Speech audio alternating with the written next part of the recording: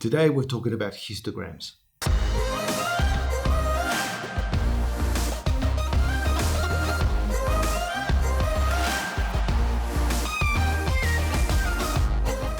And just a reminder that I make videos like this all the time to help you with your photography and your videography. So if you don't want to miss out on any of those videos, click the subscribe button, and that way you'll be notified every time a new video is uploaded. So the histogram is one of those tools that doesn't get used enough, in my opinion. I think it's because people don't understand how it works, but it's really, really simple. It's no different to any other graph that you've seen before. With these type of graphs, you've got two values. You've got your X and your Y axis values. So your X going that way and your Y going that way. And with the histogram, all it is showing you is the number of pixels and roughly how bright or how dark they are. So on the X value or the X axis of the histogram, on the left side you've got the shadows, and on the right side you've got the bright areas, the highlights of the image, and this applies to video as well. So, and they are the limitations. It's also showing you the limitations of what the camera is able to see. And this is why they say not to try to pick too much to the right or towards either end of the histogram, because potentially you may be reaching the limitation of what your camera can see. Now, once you reach that limitation, if it's on the right hand side, the camera will only register white.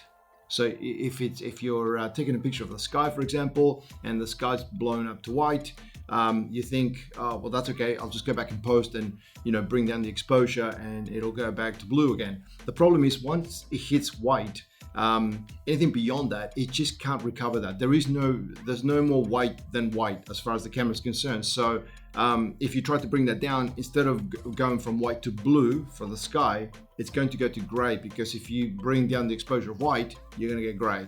And it's a similar type of scenario when you hit the other side. So if you go at the shadow end of the histogram as well. So once it hits black, if you just make black brighter, you're just going to get gray as well, which is why you want to avoid as much as you can trying to clip towards either side of the histogram. So a lot of people talk about also having this hump in the middle of the histogram, and I mean, that's all cool and everything, but it doesn't really work like that, because if you are photographing a white car, say in a dark environment, then your peak is going to be towards the right hand side because the car is white. So it should be towards the right hand side of the histogram and not in the middle. So what you're trying to avoid though is getting that peak to sort of run into either side. If it tapers off down and then follows it into the right side or the left side, then that's okay, because it means it's recorded enough information for it to come back down again, so that then you can push that to either side or swash it together and recover those details. So that is a really, really simple explanation of how the histogram works. I think something that everyone should be using, because if you really need to nail the exposure, that is really the only way that you're going to be able to tell whether you've got it or not.